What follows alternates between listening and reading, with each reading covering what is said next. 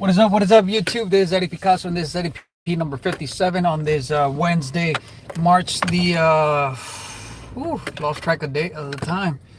March the 27th, end of the month, and everybody's pushing to close their transactions before the end of the month. So that's what it looks like around here. Trying to get all the ducks in a row, get everything lined up to get ready to close out the month.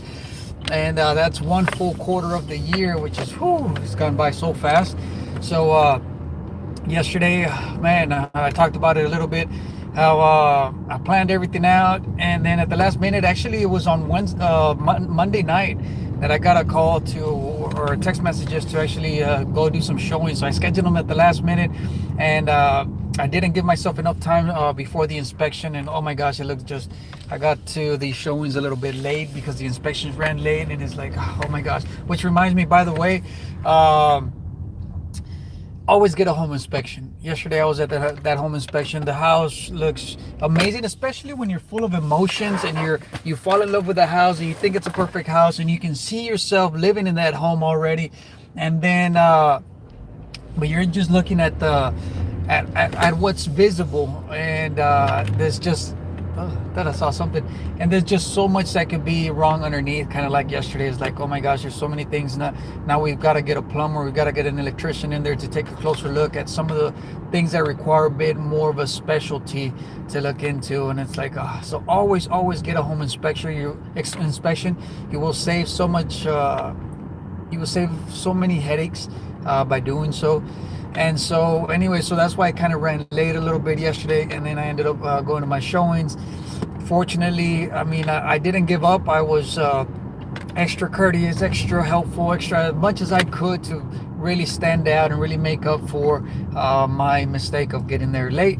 And in the end, people can see your true colors. If you're ill-intentioned, it's obvious. So you can only play the part for so long. I've talked about this before, how Ben Affleck in Boiler Room says, act as if you're the effing president of the company, right? Or the CEO of the company. And it's like, yeah, you can do that. But when I see it as, when he talks about that, it's more about that state of mind of that, having that confidence and not portraying somebody who you're not. And actually, because being fake can only take you so far. It's a short-term gain. And you definitely want to be yourself, but with confidence, with yourself plus 10x. You know what I mean? So that's kind of where I'm going with that.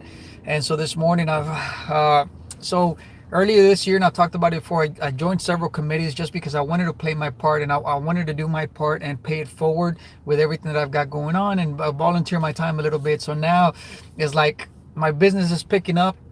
And I've got these meetings that I've already committed to, and it's like, now I've got to rush. I've got to be there by 11. I've got to take care of housekeeping stuff. And so that's why you see me a lot of recording this in my vehicle, just because I'm always on the go. It's always having to do something. And that reminds me, yesterday I was listening to Gary Vee, Crushing It, the audiobook, and I remember, like, man, it's all about documenting the journey. And lately, for some reason, the last few days, I haven't been feeling it as far as recording. That's kind of why my recording yesterday was a little bit short.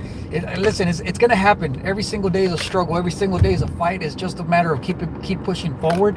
And for me, it's that Gary Vee. I have to plug into him and really snap out of it, interrupt those patterns. Like, oh my gosh, I got to do this. So now, everything that I've been doing, I should have been documenting on Facebook, on YouTube, and all that good stuff. And it's just like, for some reason, I'm getting in my own head, and I'm thinking, like, man, it's not the appropriate time, when it's like, it's just a matter of documenting the journey. And that's what it's all about.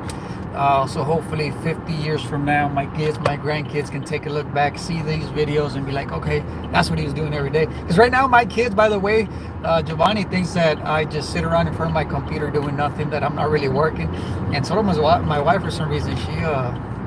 She takes his side. Anyway, so that's my rant for this morning. Thanks for tuning in. This is EddieP number 57.